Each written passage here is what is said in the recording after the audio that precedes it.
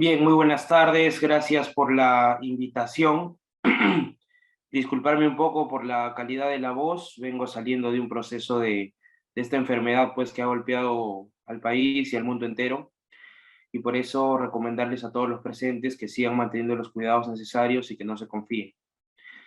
La Universidad Continental, muy gentilmente, a través de su escuela de posgrado, me ha invitado el día de hoy a dar un webinar pues, respecto al control constitucional en el sistema punitivo peruano, ¿no? Para ello haremos una breve introducción respecto a qué significa un control o un límite constitucional en el ius puniendi, en el ejercicio persecutorio del Estado respecto al delito, y después hablaremos un poco de las distintas garantías, tanto materiales como procesales, que ha desarrollado el límite constitucional en este sistema punitivo nacional, ¿no?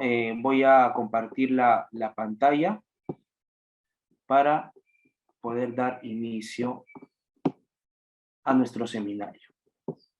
Muy bien, muy bien. Bien, señores. ¿Qué se puede entender por el derecho penal como un medio o un mecanismo de control social? Se puede decir que el derecho penal es el mecanismo, el medio de control social formal más gravoso que existe. Si nos podemos a pensar un medio tradicional, material de control social, pensaremos pues en primera instancia en la familia. Pero si hablamos de un control social de comportamiento de los ciudadanos, que es formal y que es el más gravoso, estaremos hablando pues del derecho penal, porque el derecho penal compromete uno de los derechos fundamentales más importantes después de la vida y la salud, que es el derecho a la libertad, ¿no es cierto? Y asimismo, el ejercicio propio del derecho penal a través de un proceso penal está vinculado a la restricción de múltiples derechos fundamentales. Pensemos, por ejemplo, en el derecho fundamental a la propiedad o el derecho a la inviolabilidad de domicilio. Cuando a través de un proceso penal se autoriza una diligencia de allanamiento, incautación, de cerraje, se vulnera ese derecho fundamental. Pensemos en el derecho fundamental de la intangibilidad de las comunicaciones. Cuando hay una autorización judicial de levantamiento del secreto de las comunicaciones, se atenta contra ese derecho fundamental. Y en realidad, cualquier medida que pueda dictarse dentro del proceso penal en contra de un imputado, un investigado, ¿no?, afecta un derecho fundamental. Y es en tal medida que el derecho constitucional incide en el derecho penal respecto a la privación de estos derechos. En primer lugar, el derecho a la libertad, no cabe duda. Y en segundo, tercer lugar, respecto a los demás derechos que he mencionado. Entonces, la vinculación entre el control constitucional y el derecho penal no es pacífica. Se presenta un escenario de constante conflicto. Muy bien, y es así pues que el panorama de relación entre el derecho penal y el derecho constitucional, o entre las garantías constitucionales y el derecho penal, ¿no?, se puede distinguir en una frase: la persecución versus el garantismo. Si hablamos de la persecución, indudablemente entendemos que es un deber del Estado garantizar la seguridad individual y colectiva de los nacionales. Pero también es un deber del Estado respetar todas las garantías, tanto materiales como procesales, que asisten a los ciudadanos que son perseguidos por el poder punitivo. Y encontramos que el ius puniendi, esto es, la facultad que tiene el Estado de activar su aparato y perseguir el delito, ¿no?, encontrará en el ius penale el ordenamiento jurídico donde se prohibirá bajo amenaza determinadas conductas que por acción u omisión puedan lesionar bienes jurídicos. ¿No es así? Y entonces, teniendo clara este escenario, pues, ¿no? Este escenario donde la persecución del delito, ¿no?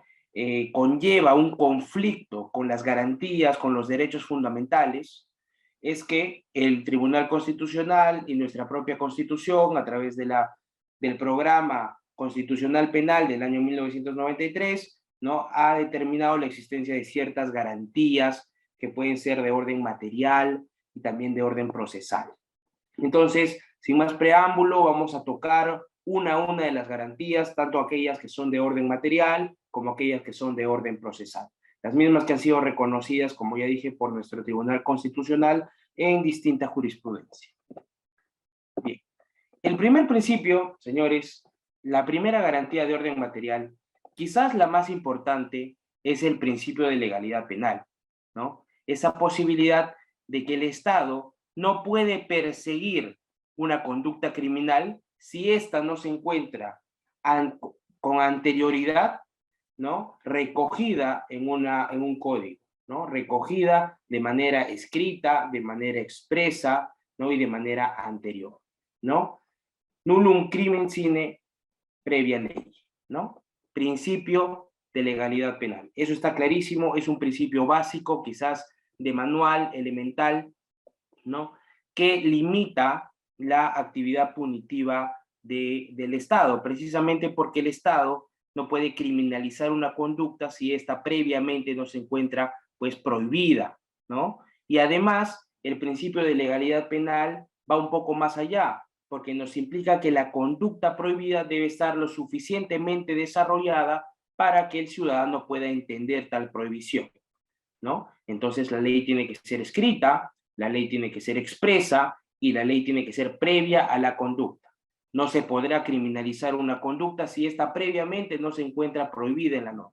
Ese es el principio de legalidad penal.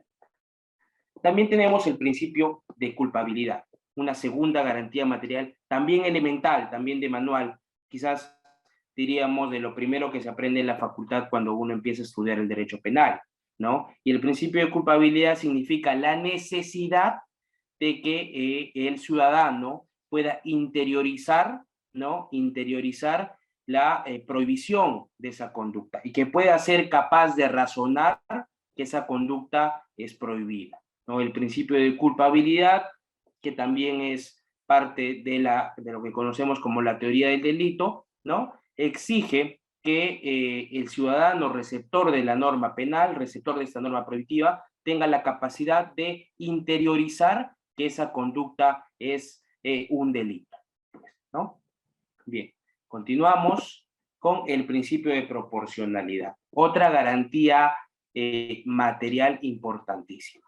Habíamos dicho, pues, que en la ejecución del derecho penal, esto es, en el proceso penal propiamente dicho, ¿no? Se podrá presentar distintas medidas que lesionarán, pues, efectivamente derechos fundamentales. ¿No es así? Habíamos hablado del allanamiento, hablado del levantamiento del secreto de las comunicaciones, de la propia prisión preventiva que determina, pues, una sanción provisional que afecta a la libertad, entre otras. Todas y cada una de las medidas que puedan afectar derechos fundamentales, ¿no? Dentro de la persecución del delito, todas y cada una de estas medidas deben estar limitadas por el principio de proporcionalidad, ya sean de carácter personal, esto es decir, que vulneren los derechos fundamentales de la persona, como de carácter patrimonial o real, ¿no? Que también implican una vulneración a un derecho fundamental que es el de la propiedad y de la posibilidad de disponer de los recursos y demás. Y el principio de proporcionalidad exige un test que debe realizar todo juzgador cuando le llega, pues, a sus manos un requerimiento para la vulneración de un derecho fundamental, ¿no? El requerimiento que realiza naturalmente el Ministerio Público, ¿no? Y que exige la presencia de un test de proporcionalidad, un test que ha sido ampliamente desarrollado por nuestro Tribunal Constitucional y que se refiere a 3 elementos: la necesidad, la idoneidad y la proporcionalidad propiamente dicha, ¿no? Entonces, ese test es un límite para prácticamente la lesión al derecho fundamental en ponderación de otro interés superior, ¿no es cierto? Pensemos en la prisión preventiva. Cuando se plantea la prisión preventiva, ¿no? Lo que se trata es dar una eficacia a la sentencia, es decir, que cuando se dicte la sentencia se puede aplicar todos sus efectos, que se pueda aplicar la prisión, la prisión, ¿no? La privación de libertad, que se pueda efectivizar la reparación civil y demás. Entonces busca darle una eficacia, el bien superior de efectivizar la justicia penal, ¿no? Versus el derecho de la libertad individual del investigado. Y más allá de los requisitos del artículo 268, de aquellos desarrollados por la jurisprudencia a través de jurisprudencia vinculante, ¿no? Que todos sabemos cuáles son, es propio, pues, a través de la sentencia del año 2013 de Moquegua, de nuestra Corte Suprema, que el principio de proporcionalidad esté presente en el análisis de la prisión preventiva, ¿no? Y que para determinar o dictar, pues, una prisión provisional, ¿no? Se determine, se justifique, se motive este test, ¿no? La medida es idónea, la medida es necesaria y estrictamente es proporcional, y eso con todas las medidas, ¿no? Con la prisión preventiva, con las medidas de coerción personal, con las medidas de coerción real, etc. Tenemos también el principio de inaplicabilidad de la analogía. Claro, cuando pensamos en analogía, inmediatamente nos trasladamos al sistema jurídico de Estados Unidos, ¿no es cierto? Donde por analogía un caso muy parecido puede resolverse del mismo modo. En el derecho penal peruano eso está proscrito, se ha prohibido la aplicación de la analogía porque se entiende que cada responsabilidad en el ámbito penal es individual, ¿no es cierto? Y que a efectos de aplicar o inaplicar una condena, de dictar una condena o dictar una absolución, cada caso deberá ser analizado de manera particular y respecto a la actuación probatoria de cada caso en sí mismo, ¿no? Prohibiéndose la analogía, ¿no? Eso es algo también muy sencillo. Bien, después, otra garantía material es la aplicación de la ley más favorable al reo. Nuestra Constitución entiende, pues, como ya habíamos dicho al inicio, que el derecho penal, pues, es el medio de control formal más gravoso y que determina, pues, eh, determina la lesión de muchos derechos fundamentales de los investigados en esa persecución del delito. Y en tal sentido, se entiende que la aplicación que deberá tener la ley penal deberá ser la más favorable al reo, ¿no? En estos entendidos, nosotros pensamos inmediatamente en la retroactividad o irretroactividad de la norma. Sabemos que la norma es irretroactiva, pero únicamente puede retrotraerse cuando favorezca al reo, ¿no? La idea es que, habiendo sometido, pues, al investigado a este medio de control formal tan gravoso, que es susceptible de dañar sus derechos fundamentales, ¿no? La ley que se pueda aplicar en el momento de su estimación sea la más favorable al reo.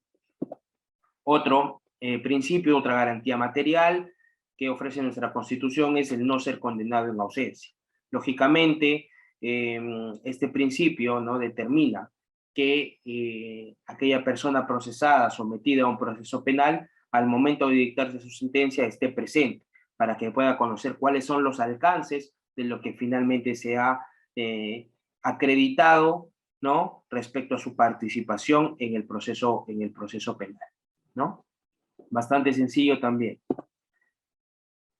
Esto es importante también, que es un principio, una garantía material, ¿no?, de que la justicia penal, pues, está prohibida, en principio, de dejar de administrar justicia por algún vacío o deficiencia de la norma, ¿no? Naturalmente, el juez tiene la facultad, ¿no?, como conocedor del derecho y además como garante de la legitimidad del proceso penal, ¿no?, el hecho de no dejar de administrar justicia por algún vacío o defecto de la ley, ¿no? El juez deberá asumir este deber, que es primordial para la administración sana de la justicia, ¿no? Entonces, ante cualquier vacío, ante cualquier deficiencia de la ley, será obligación del magistrado, ¿no?, el hecho de no dejar de administrar justicia.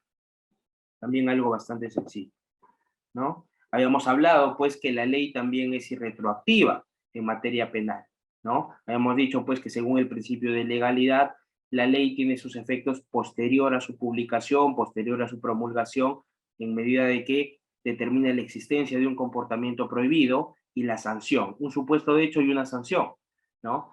Esta ley, pues que determina el supuesto de hecho y la sanción es irretroactiva, ¿no? Salvo que favorezca al reo, como ya lo habíamos dicho. Otra garantía material importantísima es el derecho, y que temo que no se cumple muchas veces en este país, es la presunción de inocencia. La presunción de inocencia, que además tiene dos vertientes, ¿no es así? La presunción de inocencia como regla de trato y la presunción de inocencia como regla de prueba. Si hablamos de la presunción de inocencia como regla de trato, hablamos que una persona, hasta no ser condenada, debe ser tratada por las autoridades, tratada por los procedimientos y por los funcionarios como una persona inocente, lo que obviamente no se ve en la realidad cuando, por ejemplo, visualizamos en la televisión a una persona que es investigada presentada con un chaleco de detenido, ¿no? O lo que no presenciamos, por ejemplo, cuando vemos títulos rimbombantes de presuntas organizaciones criminales, ¿no? Sin que se haya hecho una investigación efectiva, criminalizando ya la propia conducta de ser un investigado, cuando precisamente la naturaleza de la investigación, de acuerdo a nuestro código, es reunir elementos de convicción, de cargo, de descargo, que abonen en el esclarecimiento de los hechos. No estamos ante un modelo inquisitivo, como solía ser el Código de Procedimientos Penales de 1940, donde se decía que lo que se buscaba era una prueba de responsabilidad o de cargo. Este modelo es más garantista en la medida de que establece que la investigación naturalmente puede reunir elementos de cargo, pero también elementos de descargo, y en tal calidad de investigado, los investigados, valga la redundancia, no deben ser tratados pues como responsables. Y la presunción de inocencia como regla de prueba, ¿no es así?, que exige que dentro de un juicio oral, dentro de un plenario, se haya satisfecho la necesidad de acreditar la responsabilidad del imputado más allá de lo que se conoce como la duda razonable. Esto quiere decir que después de la valoración probatoria, que se da la actuación, la valoración de las pruebas frente al juez, se haya llegado a un test de prueba superior que pueda enervar la presunción de inocencia del imputado y determinar que corresponde una condena. Pues no toda condena que sea dictada sin que se haya realizado una rigurosidad probatoria, ¿no es cierto? O toda sentencia que haya sido dictada, sentencia condenatoria que haya sido dictada en virtud a que existen indicios respecto a la prueba indiciaria, ¿no? Y hayan enervado de algún modo la presunción de inocencia, será válido, ¿no? En caso contrario, no lo será y corresponderá a una absolución. Pero esos son los dos grados de la presunción de inocencia. Llegamos entonces a las garantías de orden procesal, ¿no? Quiero recalcar en este punto que este tema de las garantías de orden material y orden procesal, ¿no?, es dictado en la maestría de la Universidad Continental, también en sus programas de especialización, y yo que lo he dictado, que he tenido la oportunidad de dictarlo, les puedo decir que es un tema que se puede dictar en varias sesiones de clase, ¿no? Acá estamos haciendo las cosas un poco rápido por el tiempo, pero de todos modos invitarlos pues a que se inscriban en el programa de la Universidad Continental, en los programas que además son muy buenos, ¿no? Y donde tocamos esto a profundidad, donde tocamos las sentencias del Tribunal Constitucional, las sentencias de la Corte Suprema, incluso jurisprudencia internacional, donde vemos pues cómo se ha desarrollado todas estas garantías, incluso hablando de los procesos de constitucionalización del derecho penal, ¿no? Desde la constitucionalización clásica o liberal, ¿no?, hasta la constitucionalización moderna, ¿no?, contemporánea. Entonces yo los invito a inscribirse para poder conversar de este tema, de estos temas tan interesantes con mayor tiempo, ¿no? Y podamos pues completar una formación íntegra en estos temas tan importantes, ¿no? Entonces volvemos a las garantías de orden procesal, ¿no? Inmediatamente cuando hablamos de las garantías de orden procesal, pensamos en el debido proceso y la tutela jurisdiccional efectiva, ¿no? El debido proceso no se debe entender únicamente como una garantía individual, sino como un conjunto de garantías que abonan a la legitimidad del propio proceso penal. Es decir, a que el debido proceso no es una serie, mejor dicho, que el proceso no es una clase de ajusticiamiento retributivo por la comisión del delito, no, sino que sigue un conjunto de reglas, un conjunto de normas, un conjunto de espacios que determinarán finalmente que la condena o la absolución que se dicte al final del proceso sea legítima, ¿no? Y que no pueda, digamos, cuestionarse desde un punto de vista de nulidad o desde un punto de vista de atropello, ¿no? Y eso abona, pues, a la tutela jurisdiccional efectiva, ¿no? Que implica, pues, también determinadas garantías, ¿no? Que vamos a ir tocando en lo que queda de este seminario, ¿no? El debido proceso, por ejemplo, es contar desde el inicio del proceso con una defensa, ¿no? Que el imputado sea notificado con los cargos que afronta en virtud del principio de imputación necesaria, ¿no? Que obtenga una resolución fundada en derecho, en la motivación de las resoluciones judiciales, el acceso a la tutela procesal efectiva, el derecho de acción, entre otros. La publicidad de los procesos. La publicidad de los procesos es importantísima porque es una característica del nuevo modelo procesal, ¿no es cierto? Se ha entendido, pues, que el Ministerio Público actúa en representación del pueblo, ¿no? Que actúa en representación de los intereses del mantenimiento y la no lesión de los bienes jurídicos de los conciudadanos. Entonces, en ese sentido, la representación del pueblo implica que el pueblo esté vinculado a los procesos penales, donde finalmente el juzgador va a determinar si acoge o no la pretensión punitiva del Ministerio Público.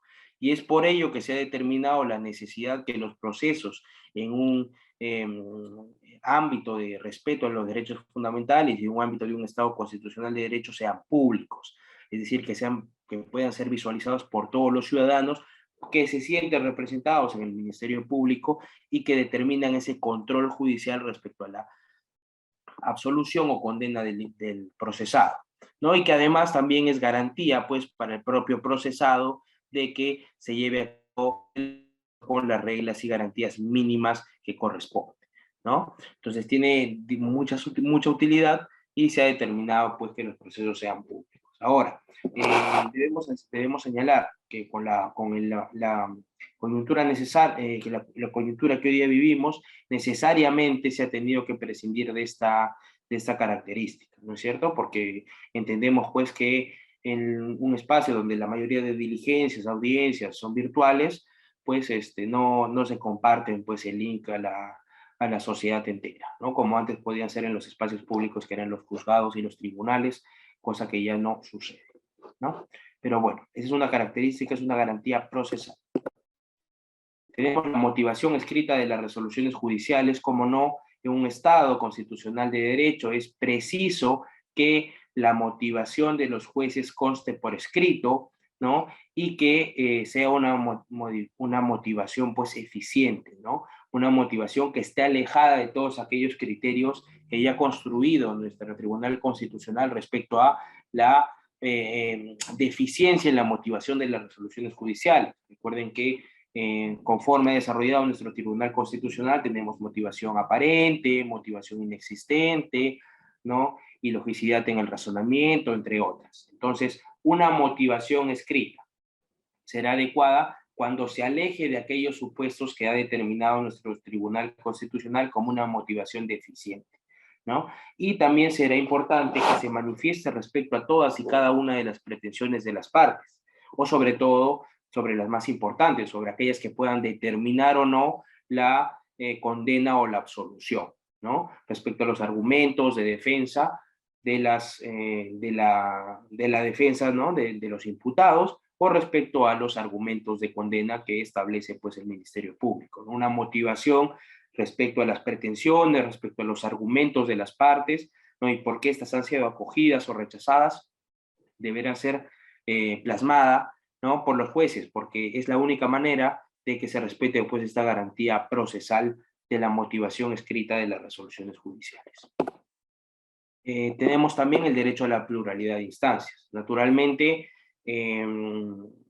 una de las ventajas del ejercicio de un derecho penal de corte constitucional es el derecho al recurso, ¿no es cierto?, que descansa sobre lo que se conoce como la fiabilidad humana, ¿no es cierto? Una persona, por su propia calidad de ser humano, de persona, puede fallar, ¿no? Sus conductas son falibles. Eso se entiende también para los magistrados de las primeras instancias, que pueden fallar o no aplicar o entender bien tanto el derecho material como el derecho procesal. Entonces, ante esa posibilidad de falla, ¿no? Se establece la posibilidad de recursos dentro de nuestro proceso penal para que aquellos que han sido perjudicados por una resolución de primera instancia, perjudicados por un auto de primera instancia, puedan impugnarlos. Entonces, así puedan impugnarlos y recurrir al recurso, porque existe un derecho constitucional de pluralidad de instancias, ¿no es cierto? Por ejemplo, cuando estamos en contra de un auto de prisión preventiva, lo podemos oponer y se elevará a la sala superior. Igual cuando estemos hablando de una condena. Si bien los plazos son distintos, para sentencias 5 días, para otros 3 días, etcétera, ¿no? La idea central es que ante cualquier decisión judicial, salvo los decretos de mero trámite, se pueda acudir a la pluralidad de instancias y cuestionar esa decisión, ¿no es cierto? Y el derecho de la pluralidad de instancias, por ejemplo, no descansa en las decisiones judiciales, sino también se extiende a las decisiones fiscales. Por ejemplo, una disposición de archivo, ¿no? De un modo interpretativo amplio, ¿no? Puede ser impugnada, ¿no? A través de lo que conocemos como el recurso de elevación de actuados o la queja de derecho, y subirá la decisión al fiscal superior. Entonces entendemos pues que la pluralidad de instancias es una garantía, ¿no? Que asegura a las partes que han sido perjudicadas por una decisión de primera instancia a cuestionarlas y a tener una doble revisión, ¿no? Sabemos que la pluralidad de instancias únicamente se refiere a dos, pero que en nuestro país pues existen mecanismos alternativos que se pueden llamar extraordinarios, donde también se efectiviza la garantía del recurso, la garantía de la pluralidad de instancias. ¿No? Sabemos, por ejemplo, que cuando se pierde en segunda instancia, cuando hay una sentencia condenatoria en primera instancia que es confirmada por una sentencia de vista, podremos acudir en determinados casos a la Corte Suprema en vía de casación, o también podremos acudir ya paralelamente, porque la justicia constitucional no es una suerte de tercera instancia, pero podremos acudir a ella a través de un habeas corpus, entre otros recursos. Pero lo cierto, señores, es que el derecho a la pluralidad de instancias pues es importantísimo en un espacio de respeto a las garantías constitucionales, ¿no? De orden procesal. Existe la prohibición de revivir procesos fenecidos por cosa juzgada, ¿no? Esto también es bastante sencillo y bastante fácil de entender, ¿no? Una persona que ha sido sometida a un proceso o una persona que ha sido condenada o absuelta por un proceso, ¿no? Efectivizado el proceso, ejecutada la sentencia, ¿no? Estará prohibido el sistema de revivir procesos fenecidos, ¿no? También por una garantía que vamos a ver un poquito más adelante, que es el ne bis in idem. Tenemos también la prohibición de ser privado del derecho de defensa, ¿no? Toda persona, desde el momento en que es detenido, desde el momento del conocimiento de una conducta criminal, desde que las autoridades conocen la noticia criminal, tiene derecho a ser asistido por un abogado defensor. Y este abogado defensor, pues, ¿no? Que efectiviza el derecho de defensa, no únicamente deberá realizar un rol formal, es decir, no únicamente se deberá entender satisfecho el derecho de defensa por una formalidad, por una presencia del abogado o una consignación formal del abogado, sino también por el principio de defensa eficaz, ¿no es cierto? No podremos hablar de un derecho de defensa completo si el derecho de defensa es ineficaz. En tal sentido, existen casos donde se han anulado condenas porque se ha determinado pues que el investigado no contó con un derecho de defensa eficaz, no sino simplemente con un derecho de defensa formal, ¿no? Donde se consigna el nombre del abogado, pero no hay mayor actividad jurídica que desempeñe este abogado en función de los intereses de su cliente, ¿no? Entonces, no solamente está la prohibición de ser privado del derecho de defensa, sino de que se garantice que el derecho de defensa sea el correcto. Y para eso falta el compromiso de las autoridades, tanto del Ministerio Público, que es es el titular de la acción penal, pero también guarda la legalidad. Y parte de guardar la legalidad es que se garantice un derecho de defensa eficaz para la persona que le está persiguiendo. Ojo, y seguro también los jueces que pueden pues advertir en cualquier etapa del proceso, ¿no? Mejor dicho, en la etapa de juicio oral pueden advertir, ¿no? En cualquier etapa del juicio oral, que la defensa, pues, que asiste al investigado, que asiste al imputado, no es eficaz, ¿no? Entonces, esa también es una garantía de orden procesal importante. Bien. También tenemos el derecho a ser informado inmediatamente y por escrito de las razones de la detención. Esto sucede generalmente en los casos de flagrancia, ¿no? La Constitución establece, pues, que ante la detención debe haber un acta de detención, ¿no? Y esa acta de detención debe estar acompañada de un resumen pormenorizado de cuáles han sido las razones que han llevado a la autoridad, pues, policial a ejercer la detención. Entonces, y estas razones de la detención serán, pues, la base de la posterior imputación, porque cuando se practica el acta de detención también se practican actas que son consecuentes a ella, como el acta de incautación, ¿no? El acta de lectura de derechos, entre otras. Pero es importante que una persona que ha sido detenida sea inmediatamente informada por escrito, de manera expresa, de cuáles han sido las razones de su detención, de por qué se le está deteniendo y conduciendo a una comisaría. Esa es una garantía procesal también importante. Tenemos la garantía, un derecho a un juez independiente o imparcial, esto es claro que sí importante, porque obviamente el fundamento de la heterocomposición, el fundamento de que exista un tercero, ¿no? Determinando una controversia entre dos personas, en este caso una controversia penal del fiscal en representación del pueblo versus el imputado, ¿no es cierto? Deberá garantizarse, pues, la independencia e imparcialidad, ¿no? Independencia es que el juez no esté atado a una decisión, ¿no? Únicamente por el hecho de influencia de alguna de las partes o influencia incluso en la sociedad, ¿no? El juez tiene que ser independiente y responder a sus criterios tanto técnicos como personales y además imparcial, ¿no? La imparcialidad determina, pues, que el juez no está atado a intereses por el resultado del proceso, ni tampoco atado a intereses por alguna de las partes. Eso también es importantísimo. El derecho de la libre acceso a la jurisdicción, que también va en la misma línea al derecho de acción, implica, pues, que el ciudadano no puede acudir a la justicia penal, ¿no? Acudir a hacer ejercicio pleno de su derecho a la acción y acudir, pues, al Poder Judicial, acudir al Ministerio Público a denunciar las noticias criminales, ¿no? Tienen un libre acceso a la jurisdicción, además gratuito, ¿no? Otra garantía es el derecho de la duración al plazo razonable de la prisión preventiva.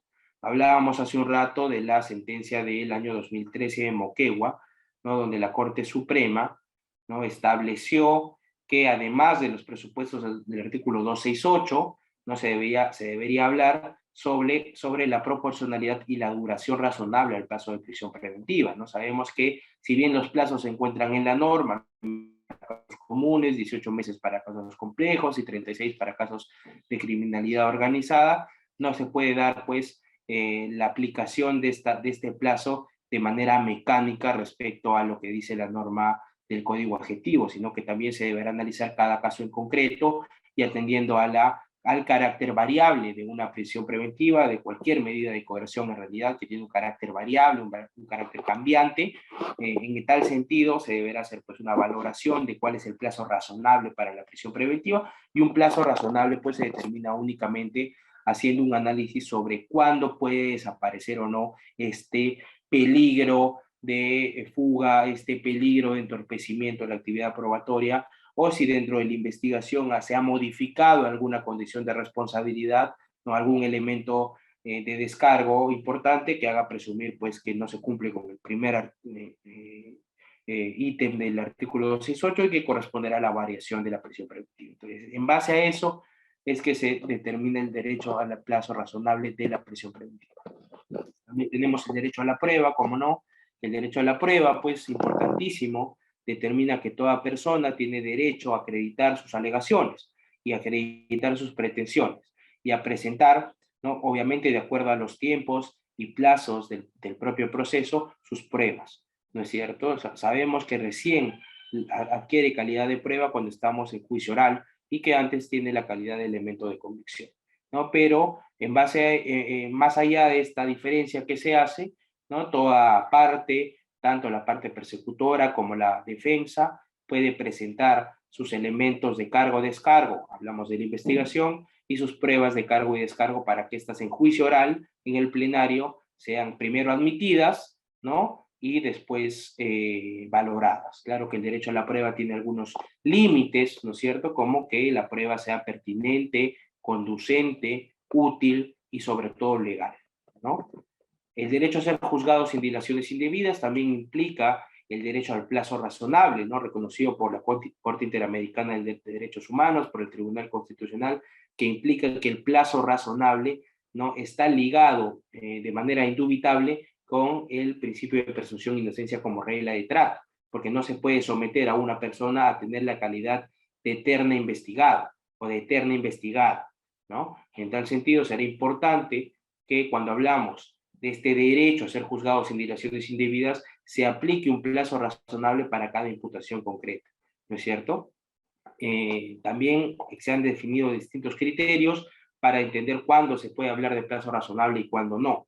Por ejemplo, en una investigación penal, ¿no?, que tiene múltiples imputados, que tiene múltiples delitos, que exige la práctica de diligencias en otras ciudades de la nación, que exige la práctica de diligencias en el extranjero, que implica la necesidad de recabar documentación amplia, informes, etcétera, ¿no? En ese caso sí será pues factible una investigación larga, pero en caso contrario, ¿no?, toda persona tiene el derecho a ser procesada, juzgada, investigada sin dilaciones indebidas, siempre de acuerdo a la naturaleza particular del caso en concreto. El principio ne bis in idem, que ya hemos hablado, ninguna persona puede ser procesada por partida doble por el Estado, ne bis in idem procesal, y ninguna persona puede ser sancionada por partida doble por el Estado, ne bis in idem de sanción, ¿no? Ne bis in idem procesal, ne bis in idem material. En tal sentido, señores, cuando hablamos del principio ne bis in idem, ya saben ustedes, ¿no?, que deben encontrar la identidad del sujeto, la identidad del hecho y la identidad del fundamento, siendo esta última la más importante. Este principio de ne bis in idem también se trata de manera, digamos, más amplia, ¿no?, en los procesos, en los programas de la Universidad Continental. Igualdad procesal de las partes, también importantísimo, ¿no? Determina pues el principio de igualdad de armas, donde todas las partes deberán tener un mismo trato, ¿no?, por parte de los funcionarios que conducen el proceso. No se le deberán dar las mismas oportunidades, el mismo tiempo de intervención, el mismo tiempo de dúplica, etc. Es un principio, el mismo plazo para el conocimiento de los actos procesales, etc. Es un principio de igualdad que aplica para las partes.